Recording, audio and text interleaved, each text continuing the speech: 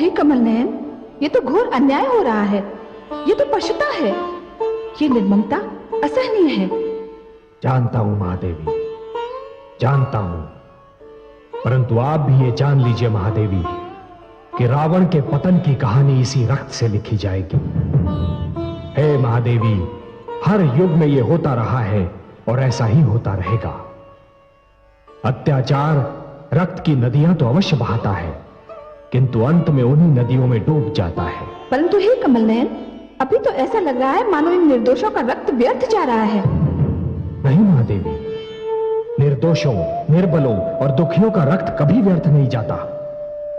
महादेवी, जिस प्रकार अंधियारी रात्रि सूर्य की एक किरण का भी सामना नहीं कर पाती, उसी प्रकार अत्याचार क्रांति की पहली चिंगारी को भी सहन नहीं कर पाता। दुखियारी मंदोदरी कितनी भली नारी, कितने दुष्ट के चंगुल में फंस गई। महादेवी, कमल तो सदैव कीट में ही खिलता है ना, और मंदोदरी को इस क्रांति में एक बहुत महत्वपूर्ण भूमिका निभानी है। महादेवी, जिस क्रांति में नारी की भूमिका ना हो, वो क्रांति कभी सफल नहीं हो सकती। फिर वो क्रांति चाहे घर के भीतर हो या घर के बाहर। देखा कमल नयन, दुष्टों ने सारा रक्त राजा जनक के खेत में फेंक दिया। राजा जनक के राज्य में भयंकर अकाल पड़ने वाला है महादेवी। क्यों कमल नयन?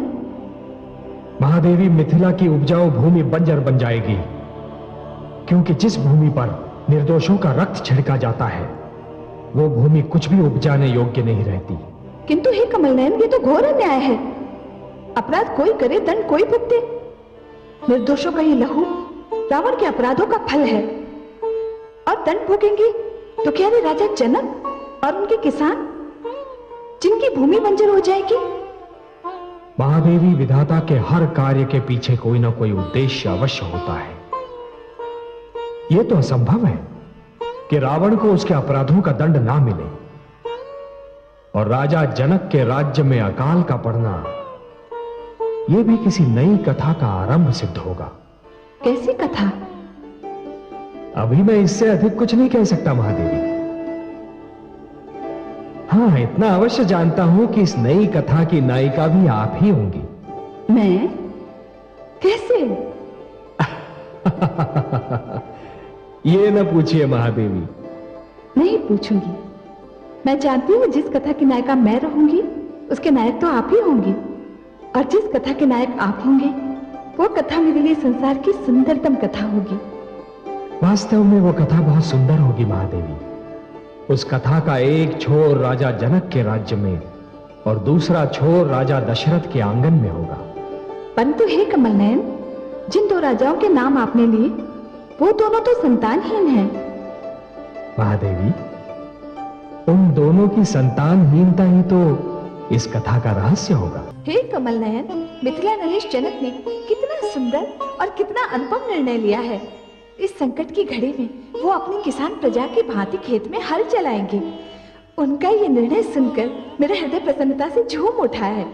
हे महादेवी, और आपको इतना प्रसन्न देखकर मुझे जो प्रसन्नता हो रही है, उसका वर्णन मैं शब्दों में नहीं कर सकता। महादेवी, राजा वही है जो स्वयं को प्रजा के सुख दुख का भागीदार समझे। वो राजा ही क्या, जो स्वयं को प्रजा से दूर रखकर अपने राजभवन के ऐश्वर्य का बंदी हो जाए, स्वयं अपने सुखी संसार में इतना मग्न हो जाए कि उसे यह पता ही न हो कि प्रजा पर क्या बीत रही है, प्रजा कैसे जी रही है। हे महादेवी, जो राजा संकट की घड़ियों में प्रजा के कंधे से कंधा मिलाकर खड़ा नहीं हो सकता, वो राजा कहलाने योग्य ही नहीं है। और मुझे इसलिए और भी प्रसन्नता हो रही है कि जनक ने किसान के महत्व को पहचाना। यदि ईश्वर जन्मदाता है तो किसान अन्नदाता है। वो धरती को अपने लहू से सींचकर मानव को जीवित रहने का साधन प्रदान करता है। सर्वथा सत्य है महादेवी। किसान धरती पर ईश्वर का सहायक होता है, परंतु इससे भी बड़ा एक सत्य और है महादेवी, कि एक राजा तो केवल अपनी प्रजा का पालक होता है, परंतु एक किसान सारी मानवता का पालक होता है। इसलिए हे महादेवी, राजा जनक का हल थामना उनका गौरव कम नहीं करता, बल्कि उसमें और भी वृद्धि करता है। हे कमल नयन, मेरे मन में राजा जनक के प्रति अपार स्नेह और आदर भाव का सागर उमड़ने लगा है। न जाने इसका क्या कारण है। महादेवी, कारण के बिना किसी रहस्य का अस्तित्व संभव ही नहीं है। जिस प्रकार बादल के बिना बरखा नहीं हो सकती, अग्नि के बिना धुआं नहीं हो सकता, उसी प्रकार कारण के बिना कोई रहस्य जन्म ही नहीं ले सकता महादेवी। हाँ, इतना अवश्य है कि रहस्य वही अति सुंदर होता है जिसका कारण तुरंत समझ में ना आए। हे जगदीश, हे श्रीहरि, आप तो कारणों के कारण हैं, रहस्यों के रहस्य। मैं बहुत व्याकुल हो उठी हूँ। आप ही बताइए ना, इस रहस्य का क्या कारण है? आप कथा प्रारंभ होने से पहले ही उसका अंत जानना चाहती हैं महादेवी। महादेवी, व्याकुल न हो, कारण अतिशीघ्र आपके समझ में आ जाएगा। आप तो बस जनक की मिथिला नगरी पर अपनी दृष्टि जमाए रखिए और मुझे यह देखने दीजिए कि दशरथ की अयोध्या नगरी में क्या हो रहा है। हे कमल नयन, आपके प्रिय देवर्षि बड़ी लगन से आपका तप कर रहे हैं। हाँ महादेवी, देवर्षि मुझे धरती पर बुलाना चाहते हैं। तो क्या आप नहीं जाएंगे? जाऊंगा तो अवश्य, जाना पड़ेगा महादेवी, परंतु मुझे एक चिंता हो रही है। किस बात की चिंता देवेश्वर? चिंता यह है महादेवी कि कहीं देवराज इंद्र इसका उल्टा अर्थ न निकाल लें। देवराज की आपने भली चलाई। वे तब से इतना भयभीत रहते हैं कि मानो तब का आविष्कार ही उनका विरोध करने के लिए हुआ हो। क्या किसी ने आसन लगाया, आंखें मूंदी, वहां उनका सिंहासन तोड़ने लगा। महादेवी, आपके मुख से शब्द निकलने की देर थी। वो देखिए, उनका आसन डोले ना डोले, उनका निश्चय अवश्य डोलने लगा है। नारायण नारायण।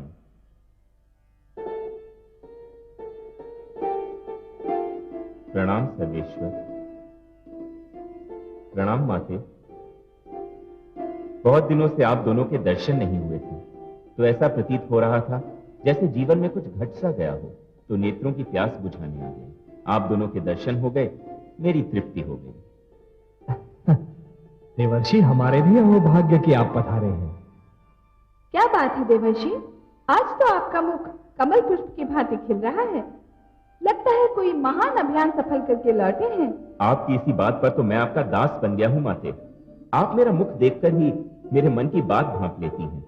धन्य हो माते, आप धन्य हैं, आप महान हैं, जय हो आपकी।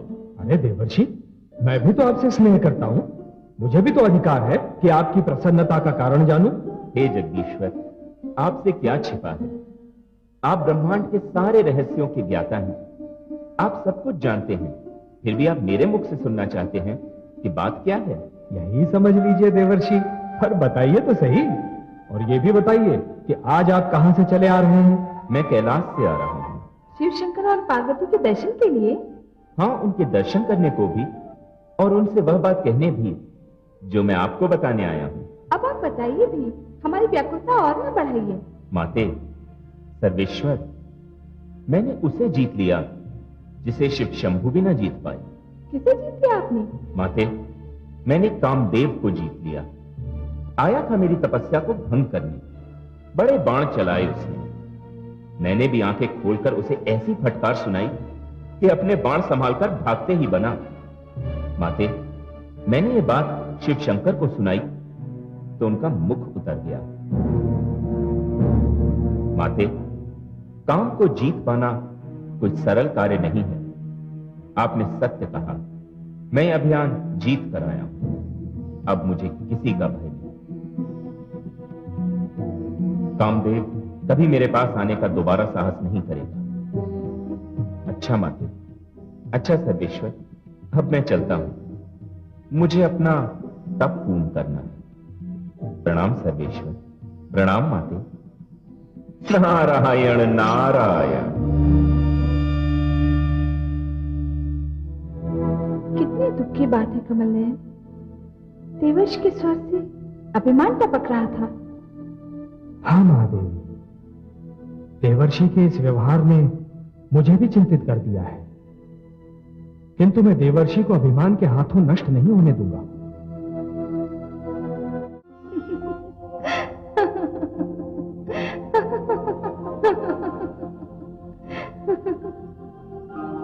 हुआ महादेवी? ऐसा क्या देख लिया आपने जो आप अपनी हंसी को रोक नहीं पा रही हैं? अपने देवर्षि को देखकर हंसी आ रही है। तो क्या हुआ? बड़े ऊंचे स्वर में बोलकर गए थे कि उन्होंने काम पर विजय पा ली है। कामदेव के जिस बाण ने भोलेनाथ को घायल कर दिया था, उसका उन पर कोई प्रभाव नहीं हुआ। पर विश्व मोहिनी के नेत्रों के पहले ही बाण से हमारे देवर्षि धराशायी हो गए। सारे बड़े बड़े बोल धरे के धरे रह गए। महादेवी, अभी तो खेल आरंभ हुआ है, आगे आगे देखिए क्या घटित होता है। परंतु हे कमलनयन, एक रहस्य मेरी समझ में नहीं आया। विश्व मोहिनी तो वही वेदवती है ना, जिस पर दुष्ट रावण की कुदृष्टि पड़ी थी और उसने उसका सतीत्व भंग करना चाहा था। ये कैसा रहस्य है? महादेवी, मैं आपको उस दिन का संपूर्ण वृत्तांत बताता हूं। रावण जो करना चाह रहा था वो कर नहीं सका, क्योंकि मैंने उसके अपवित्र निश्चय को विफल कर दिया था। महादेवी, वेदवती ने मुझे पुकारा था और मैंने स्वयं अग्निदेव को भेजकर उसकी सहायता की। महादेवी, यदि स्त्री में साहस हो तो वो मर सकती है, परंतु किसी पापी के समक्ष आत्मसमर्पण कदापि नहीं कर सकती। वेदवती ने भी यही किया। विश्व मोहिनी वेदवती का दूसरा जन्म है महादेवी। नारायण नारायण। अरे देवर्षि, आइए ना, आइए ब्रह्मचारी नारद। नारायण, मुझे आपकी सहायता चाहिए। मेरी सहायता देवर्षि? बताइए। नारायण, शीलनगर के राजा शीलनिधि की सुंदर कन्या विश्व मोहिनी का स्वयंवर होने वाला है। तो क्या हुआ देवर्षि? किसी कन्या की सुंदरता और स्वयंवर से आपको क्या लेना देना? आप तो काम को जीत चुके हैं ना। मुझे और लज्जित न कीजिए माते। सत्य तो यह है कि जब से मैंने विश्व मोहिनी को देखा है, मेरे मन में उससे विवाह करने की प्रबल इच्छा जागृत होती है। देवर्षि, विवाह की इच्छा तो प्रकृति की सुंदर देन है, परंतु आप इतने व्याकुल क्यों हैं देवर्षि? आप ही ने तो कहा अभी कि विश्व मोहिनी का स्वयंवर होने वाला है। हाँ नीलकांत। तो फिर जाइए, स्वयंवर में भाग लीजिए। भला कौन है जो आपके आगे ठहर सके देवर्षि? और आपके होते हुए विश्व मोहिनी किसी और के गले में वरमाला डाले, ये कभी हो सकता है? यही तो भय है जगदीश्वर। विश्व मोहिनी के स्वयंवर में एक से बढ़कर एक सजीले नवयुवक और राजकुमार आएंगे, जिनकी वेशभूषा और सजधज निराली होगी। हे नारायण, उन राजकुमारों और नवयुवकों के सामने मैं सीधा साधा रूखा फीका सन्यासी कहां टिक पाऊंगा? अपने इन वस्त्रों और इस रूखे फीके रूप को देखकर तो मैं तो विश्व मोहिनी की दृष्टि में ही नहीं आ पाऊंगा। समस्या है देवर्षि, समस्या है, बड़ी विकट समस्या है। तो क्या आप चाहते क्या है देवर्षि? हे सर्वेश्वर, मैं चाहता हूं कि मेरा कल्याण हो जाए। मेरे इस रूप को आप इतना अद्भुत बना दीजिए कि जो भी मुझे देखे बस देखता ही रह जाए। आप चिंता न करें देवर्षि, आपकी मनोकामना अवश्य पूर्ण होगी। मैं वही करूंगा जिसमें आपका कल्याण हो। कल्याणमस्तु। मुझे आज्ञा दें प्रभु। नारायण नारायण। कमलनयन, अब आप क्या करेंगे? वही करूंगा जो देवर्षि चाहते हैं। उन्हें जो भी देखेगा बस देखता ही रह जाएगा। कमलनयन, देवर्षि आ रहे हैं। ज्वालामुखी फटने ही वाला है। बहुत क्रोधित दिखाई दे रहे हैं।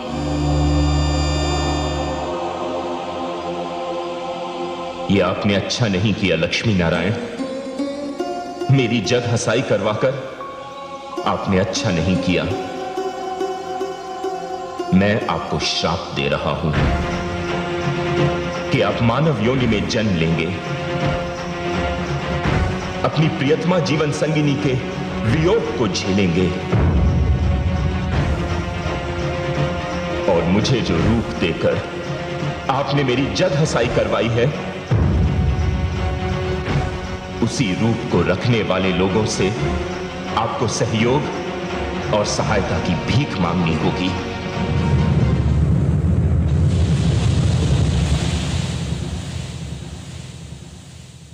हे लक्ष्मी नारायण, मुझे आज बहुत दुख है। मेरे मन में अत्यंत पीड़ा है। यदि आपको स्वयं विश्वमोहिनी से विवाह करना था तो आपने मुझे प्रोत्साहित ही क्यों किया? मुझे स्वयंवर में भाग लेने के लिए उकसाया ही क्यों? मैंने तो आपसे अपना कल्याण करने की विनती की थी, आपने मुझे उपहास का पात्र बना दिया।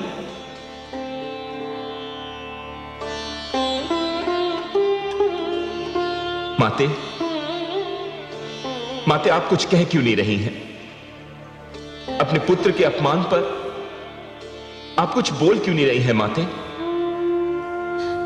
हे कमल नयन, देवर्षि के प्रश्नों का उत्तर दीजिए। मुझसे इनका दुख देखा नहीं जाता, ये मुझे अत्यंत प्रिय है। देवर्षि, आपने 2 प्रश्नों का उत्तर चाहा है। पहला यह कि मैंने आपको विश्व मोहिनी के स्वयंवर में भाग लेने के लिए प्रोत्साहित क्यों किया, और दूसरा ये कि आपको वानर रूप देकर मैंने आपका उपहास क्यों करवाया। हां नारायण, और मुझे अपने इन 2 प्रश्नों का उत्तर यहीं और अभी चाहिए। निस्संदेह देवर्षि, जहां तक आपको स्वयंवर में भाग लेने के लिए प्रोत्साहित करने का संबंध है, तो मैं आप पर यह सत्य प्रकट करना चाहता था देवर्षि कि आपकी उस घोषणा के उपरांत भी कि आपने काम को जीत लिया है, आप काम को जीत नहीं पाए। देवर्षि, यदि आपने काम को जीत लिया होता तो विश्व मोहिनी को देखने के उपरांत आप उस पर आसक्त न हुए होते, अपना आपा न खो बैठते। हे देवर्षि, धरती पर जो कुछ हुआ वो तो केवल मेरी लीला थी, सर्वत्र माया का खेल था।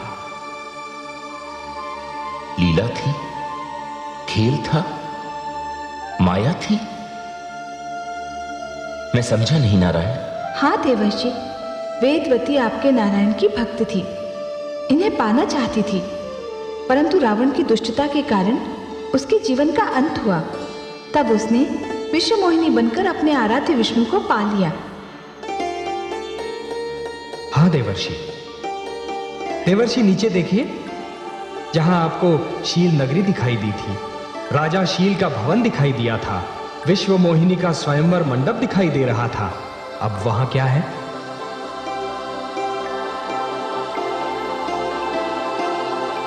किंतु हे लक्ष्मी नारायण, मुझे वानर रूप देकर मेरा उपहास करने की क्या आवश्यकता थी? देवर्षि, मैं तो केवल आपको यह बताना चाहता था कि जब किसी व्यक्ति के मन में अहंकार डेरा जमा लेता है तो उसका अच्छा भला रूप भी बिगड़ जाता है। देवर्षि, जब अहंकारी व्यक्ति अहंकार के मद में चूर सिर उठाए और छाती फुलाकर चलने लगता है तो यह भूल जाता है कि उसकी उस चाल और मुद्रा को देखकर बुद्धिमान व्यक्तियों को हंसी आती है। देवर्षि, जिस प्रकार दिए की लौ अपनी ही बाती को धीरे धीरे जलाकर राख करती है, उसी प्रकार ऋषि का अहंकार उसके तेज और तप का नाश करता है।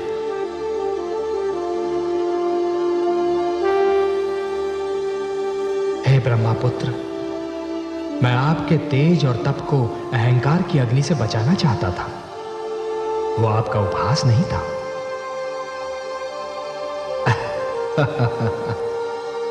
देवर्षि, मैं जानता हूं कि आपके मन से अब अहंकार निकल चुका है। मुझे क्षमा कर दीजिए लक्ष्मी नारायण, मुझे क्षमा कर दीजिए, मुझे क्षमा कर। देवर्षि,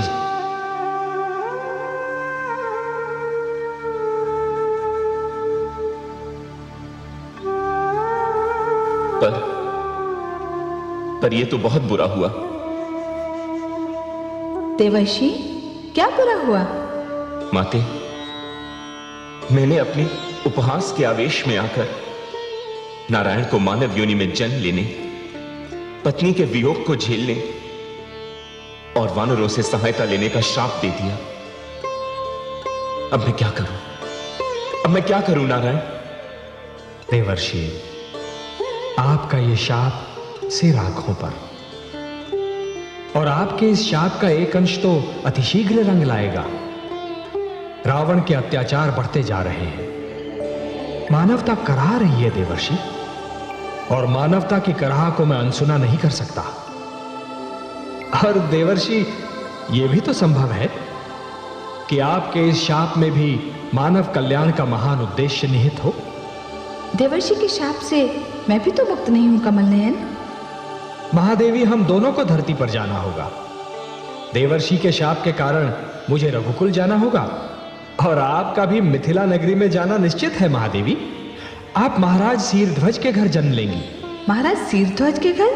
कौन महाराज शीरध्वज कमल नयन? महादेवी, मिथिला के नरेश राजा जनक का वास्तविक नाम है शीरध्वज। उनके वंश के हर राजा को विदेह या जनक कहकर पुकारा जाता है, क्योंकि उनका आदि पुरुष एक मृतक की देह से जन्मा था। मृतक की देह से? ऐसी विचित्र बात कहकर आपने मेरी उत्सुकता बढ़ा दी है। भला मृतक की देह से कोई जीवित कैसे जन्म ले सकता है? महादेवी, अच्छा होगा कि जिस वंश में आप जन्म लेने वाली हैं उसके विषय में सब कुछ जान लें। मैं जानने के लिए उतावली हो रही हूं कमल नयन। बहुत पहले एक राजा निमि हुआ करते थे, जो बहुत ज्ञानी, विद्वान और प्रतापी थे। एक बार उन्होंने राजसूय यज्ञ करने का निर्णय लिया महादेवी, और उन्होंने अपने कुलगुरु ऋषि वशिष्ठ को पौरोहित्य के लिए आमंत्रित किया। और इस प्रकार ऋषि वशिष्ठ के क्रोध और शाप के कारण राजा निमि का देहांत हो गया।